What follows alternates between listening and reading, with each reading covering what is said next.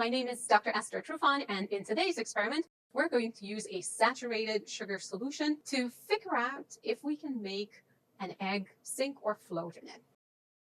So here we begin with a saturated sugar solution. We made this by dissolving raw sugar in water, and slowly as it cooled down, there were small crystals on the bottom, and that is a sign that we have reached saturation. Our solution that's on top of any little crystals is a saturated sugar solution. Because we're going to place an egg inside it, such a small beaker is not going to be sufficient. So we are going to use both a 400 and a 600 milliliter beaker, just in case we need to go that high with our volume. That will include our raw sugar solution, some deionized water, and a whole egg. Here we have the 400 milliliter beaker and the 600 milliliter beaker, and just so that we can keep our solutions homogeneous throughout, we will use a stirring rod. Let's start simply by taking our sugar solution and pouring this syrupy goodness into our 400 milliliter beaker. We could be optimistic and start with a 250 milliliter beaker. However, it's very likely that between the sugar water solution and the egg, the solution will come out very quickly from that beaker. With the sugar water solution transferred, we can take our egg and very gently lower it into our sugar water solution. And we find that even with a small amount of the sugar water solution, if we look at it through the bottom, the egg is floating. We want to make sure that we reach zero buoyancy, which means that the egg should be floating somewhere in the middle of our solution, not on top of it. And once we add sufficient water, the whole egg should be covered and floating in the middle, not sitting on the bottom, not hanging out on top, but just slightly moving around in the middle. At that point, we can say that the density of the egg and the density of our solution are exactly the same. And then we can use our density of liquid approach to determine what is the density of our sugar water solution. And with that, we also determine the density of the egg. We know this isn't it, because based on what we see so far, the egg is floating in the sugar water solution, so the density of the egg is smaller than the density of the sugar water solution. To lower the density, we can decrease the concentration of the sugar by pouring some water into it. And we're going to start with small increments, just like this.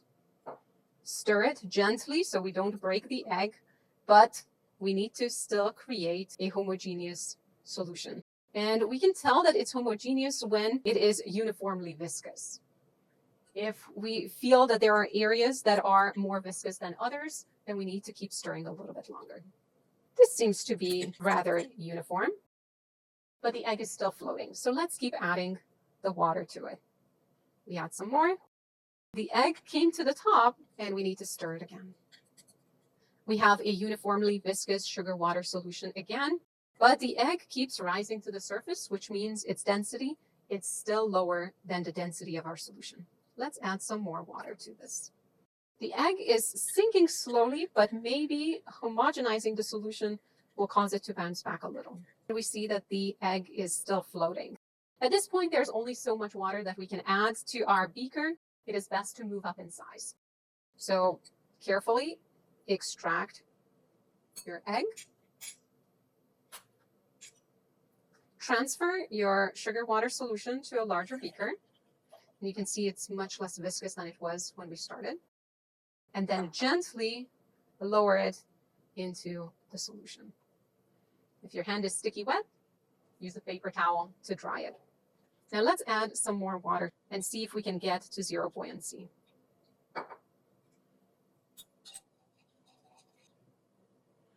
We created a homogeneous solution, but the egg is still floating.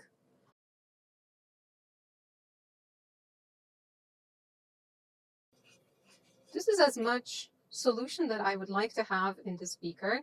The egg is still floating on the top, but not by a lot. So this is a good time for us to pour off some of our sugar water solution into a different beaker while keeping the egg in place so it doesn't get damaged.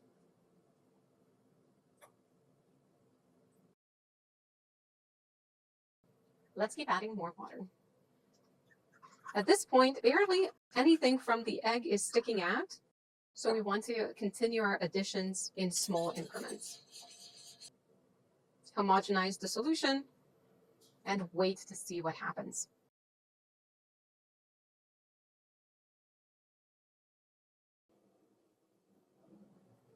With the solution homogenized, it seems that the egg has slid a little bit below where we want it to be, so we can take some of our sugar water solution that was denser from earlier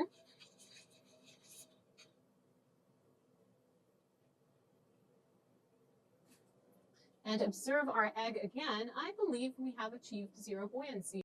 At this point, the density of our sugar water solution and the density of the egg are the same, and we can use a small amount of our sugar water solution, get its mass and volume, and then determine its density, which will be the same as the density of the egg.